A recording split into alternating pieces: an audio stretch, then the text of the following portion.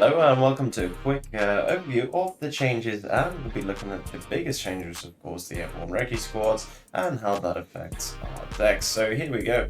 You might recognize these as the mech engineers. So basically a lot of the changes have been in this branch, the Armored Brigade. As you can see, they're all now 7-man squads. Right, not the biggest change. I mean, I did actually look it up. Bradleys can take 7 men. Yeah, why not? And yeah, they've updated Bradley's here as well. The one thing that they have done, which is not so good, is the AMPV can only take 9 people now. So no longer 12. So you can't put a Delta or 2 of these squads in it, or actually 2 of these squads in it to jump out. I actually really enjoyed pairing the engineers and the riflemen together, just to give yourself a cheap combination of anti-infantry and anti-armor capability. But what's good is that, you know, 1 extra man, it does make the squad a bit more survivable. This does basically put it exactly on par with the PKP Pulimychki squad. So let's just pin that there and show you what I'm talking about. These PKP Pulimychki, literally exactly the same, apart from they've got an extra RPG, and I suppose that makes the price an extra 10 points difference. Not sure exactly how that works, because it does seem a bit like, is 1 RPG really worth 10 points? But there we go. That is what they've done with this update. Next up to receive a buff is actually the CV90. Now, this has received a buff in terms of being a bit cheaper. So I've got the numbers here. It used to be, let me pause for a second. So the upgrade used to be 70, it's now 60, and 20 to 15. So yeah, as you can see here, this used to be 10 points more, and this used to be 5 points more. A small difference, but yeah, it would have been 160 points before, but this was kind of slacking, especially when things like Spruts could just easily two-shot these things. So I think that's actually quite a welcome change to hopefully see a bit more APCs on the battlefield. Now, how can we not talk about the biggest change of the update, and that is the fact that you can now get 3 of these bad boys, same with the Nighthawk, same with the F-35A, and a handful of other planes, which I do find weird, because since the start of the game, these sort of really rare and unique sorts of planes would be capped at 2.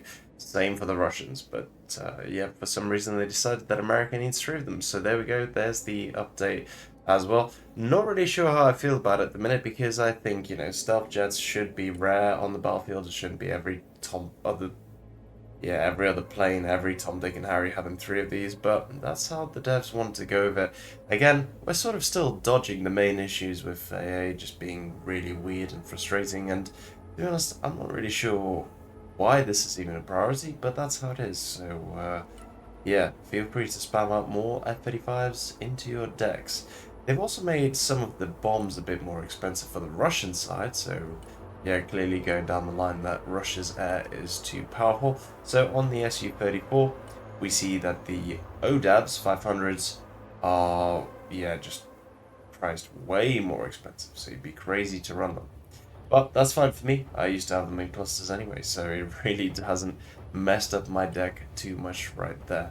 But I'll tell you what, the newest kid on the block and the newest unit, which is actually kind of exciting, are these Airborne Recce.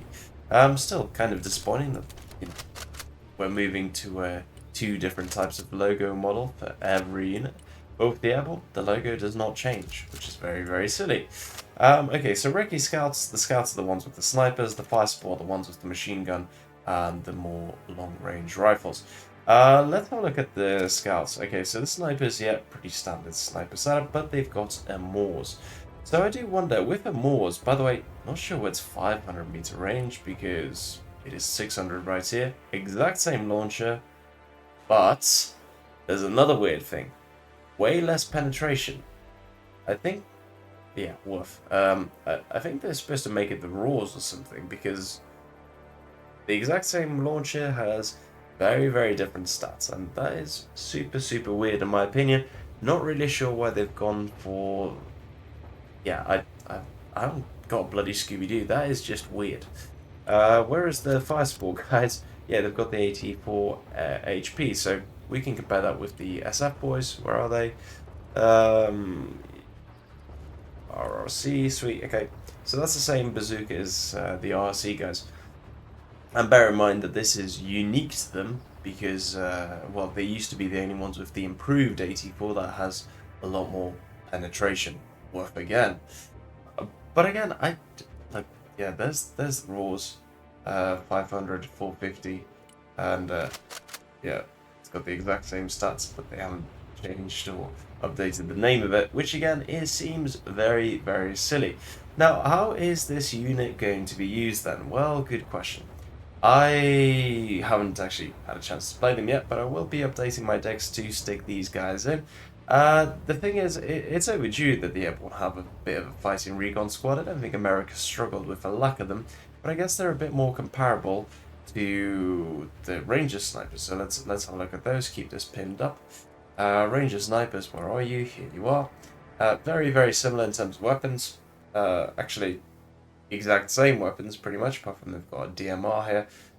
So yeah, when you compare these two directly, so this has got 10 armor, it's got a bit slightly more firepower with this rifle, and you've got a Moors as well, but this is 70 and this is 90.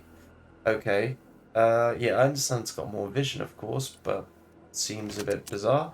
And then obviously when we upgrade these guys to have a really bad 84 on it, these guys are still way cheaper, even though they're a bit more effective. I guess they're trying to price them in a similar sort of position as the VDV Spetsnaz, so let's have a quick look at those and just quickly compare them, obviously with their launcher version. Okay, there you go. Here's the two marksman rifles. Now this one obviously clearly outranges this one. The launcher is clearly superior to this one. And yeah, okay, in all fairness, those little assault rifles that look like submachine guns are very good, but with this guy, you should be firing at 1,000 meters, so you shouldn't even be getting engaged. And again, is this meant to be the Raws or the Moors? Christ, who knows?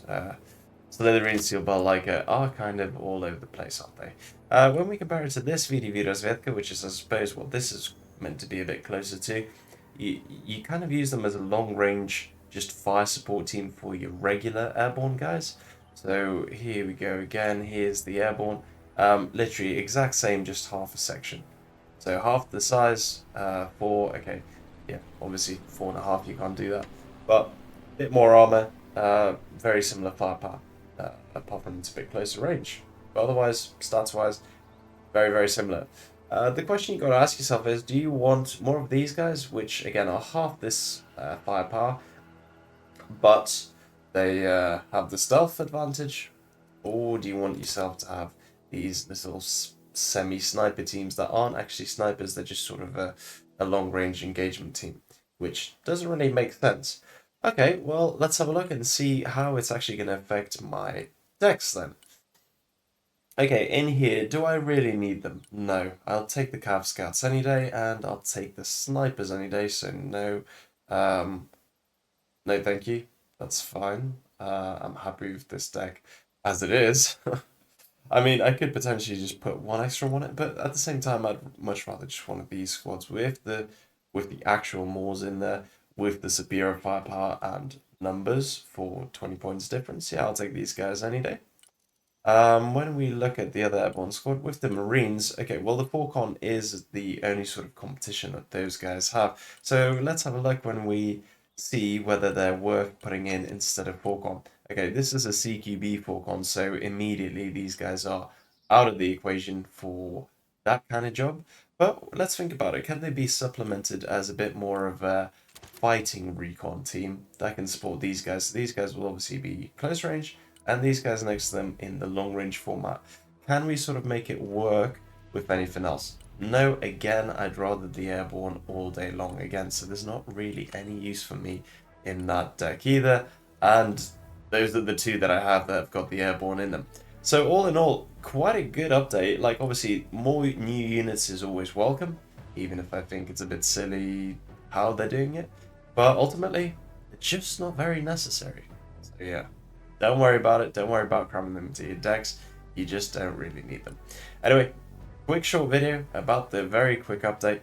Not much to say, apart from, once again, Russia's been nerfed and America's been buffed for a bit of a bizarre reason, whereas all I really want to see is AA to be good and effective and not weird in the game.